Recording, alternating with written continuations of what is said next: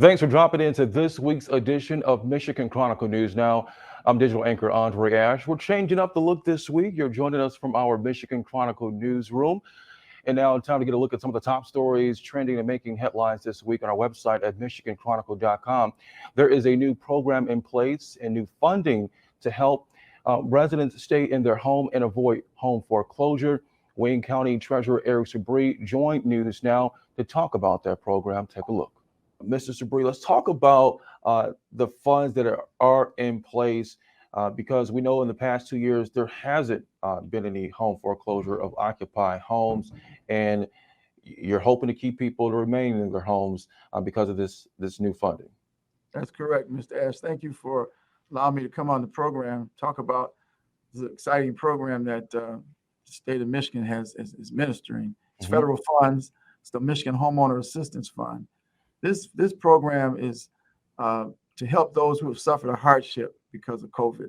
Anyone who has suffered a hardship after January 21st, 2020, related to COVID. It could be that they had an increase in expenses or a significant decrease in their income. And if they also are owner occupant of the property, they own the property and they live in the property, they've had this hardship after January 21st, 2020, and they also are equal to, or they make less than or equal to 150% of the area median income. And in Wayne County, that's approximately $96,000 for a family of two. So those are the three main requirements. Those are the main eligibility requirements. And this fund is a grant. It's a grant money available up to $25,000 per household. And you can find out more about that program by heading to our website right now at michiganchronicle.com. Well, Forgotten Harvest and Gleaners Food Bank is receiving some big financial help. Bank of America announced it has donated $50,000 to Forgotten Harvest and Gleaners Community Food Bank, totaling $100,000 and worth approximately 400,000 meals. And this addresses food insecurity in the region. Now, it's estimated 1.3 million people in Michigan were food insecure in 2020. The pandemic contributed to that. For every $100 donated to Forgotten Harvest and Gleaners, 300 to 400 meals are provided to local neighbors in need. Well, the Knight Foundation is investing in publishers of color. Take a look here at this story. The John S. and James L. Knight Foundation recently announced an investment in over $4 million over the next 3 years to help assist local publishers of color stay looking great while becoming more financially sustainable. Knight's foundation include the Knight XLMA Bloom Lab, a program that's expanding to invest millions of dollars in 26 Black-owned local news outlets, including right here at the Michigan Chronicle. We love to see it.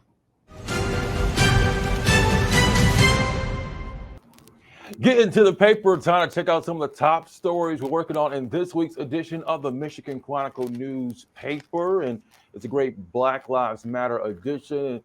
Time to check out more of what's in the paper now with our staff writer, Megan Kirk. Megan, it's a lot going on in this week's edition.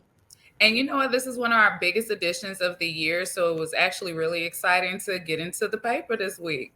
Yeah. And so one of the stories you're talking about is the current state of Black lives. Talk to us about what went into this story. So we know after George Floyd's murder and the subsequent issues that happened after that, there was an uprising of different organizations and outcries in the city of Detroit.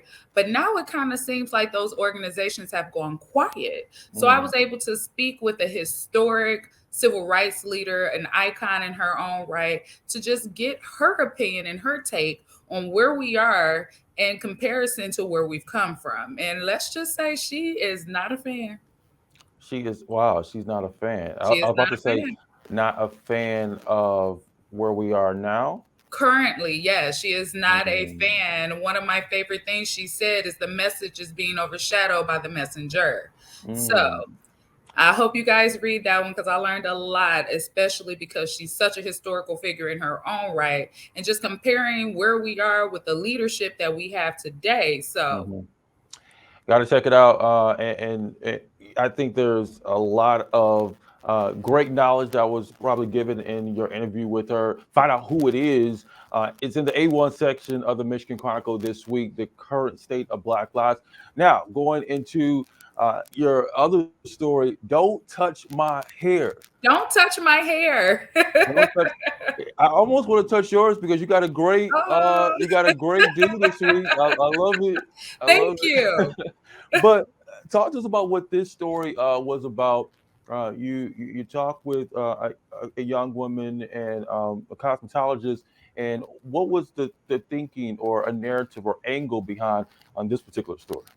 So we as Black women, we love to switch our hair up. We can go from long hair, short hair, braids.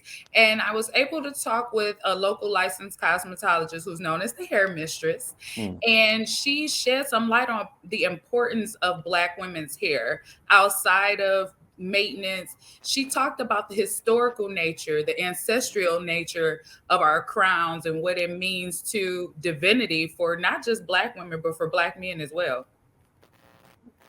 Wow. Well, I definitely want to check that out because it's in what would normally be our city lifestyle section, but we Mhm. have even turned this into our Black Lives Matter edition as well. I think that's a fascinating story. Both of them are. You can People can check out more of this week's edition at your local store. Find out where you can pick up your edition at Mhm. MichiganChronicle.com. But speaking of don't touch my hair, I'm sure you've been all up in yours, or somebody has. Switch it up a little bit, keep you guessing. Right, keep you guessing. I love it. Megan Kirk, staff writer here at the Michigan Chronicle for her stories and a whole lot more. Check it out in every Wednesday edition of the Michigan Chronicle and also at MichiganChronicle.com. What's up, y'all? My name is Janae, and I was a 2016 SWAG awardee. I interned with the bank, and I am now a full-time employee at Huntington Bank. Now, the Michigan Chronicle and Huntington Bank 7th annual SWAG Awards are back. Now, there is a lot of cash for you all to access. 15 scholarships ranging from $2,500 to $25,000, and I'm here to give you some tips. Now look, I got 3 tips for you all. Tip number 1, you wanna make sure you write a compelling essay. You may be thinking, how do you do this, right? Now you do this by telling your unique story about what makes you you and how you are a leader.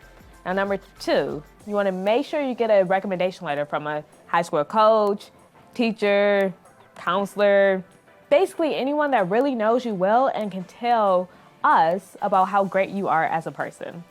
Now number 3, you wanna make sure you get your transcripts in before the deadline. And this year, the SWAG Awards are allowing you to have a video recording. Now, this will allow us to see your beautiful face and, of course, get to know you a little bit better, but it is not required. Now, the deadline for the application is April 1st, so do not be late. Now, you can access the scholarship at MichiganChronicle.com/SWAG Awards. Y'all, let's get this money.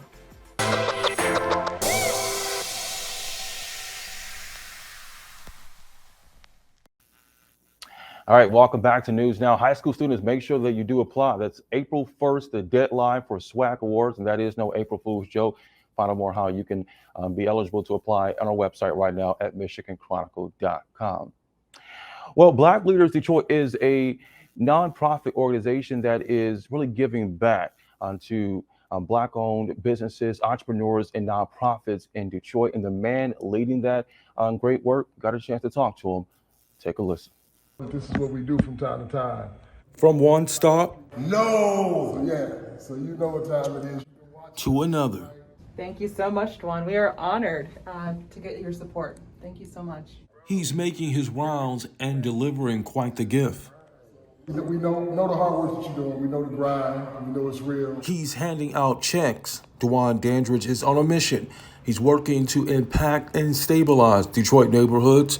He's the co-founder and CEO of Black Leaders Detroit, a nonprofit organization helping financially support Detroit-based and Black-owned entrepreneurs, small businesses, and nonprofits.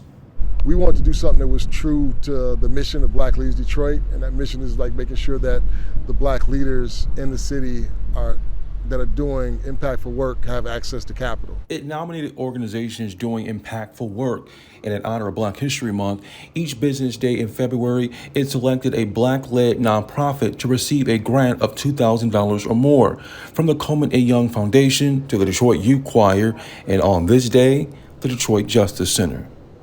So it's incredible to have the support. I mean, I think the support of our peers, of another organization in the city that shares in our mission of making sure that there's a Detroit that works for everybody and that brings everybody along. That's what means the most to us. Led by its founding executive director, Amanda Alexander, the Detroit Justice Center is a nonprofit legal organization which opened its doors in 2018. We remove legal barriers for people who are at risk of being shut out of the future of the city. So we help people stay out of jail and prison, hold on to their housing. We help people reunite with their kids. And it's doing so much more. Dandridge, who rode his bike from Detroit to the Mackinac Policy Conference last year, believes that Black people not only need a seat at the table, but already has the tools it needs to make its own table with seats for people of color. For us, it was symbolic. We really want people to understand to what length we're really willing to go to make sure that there's equity taking place in our city. In Detroit, Andre Ash, Michigan Chronicle. Love the work he is doing and impacting the community he is. All right, well, it is that time of year, Michigan Chronicle Women of Excellence. And this week we announced the nominees. On that list came out 40 phenomenal women in our community who are making a difference and doing great work. You can check out the full list at michiganchronicle.com/WOE 2022. That's WOE 2022.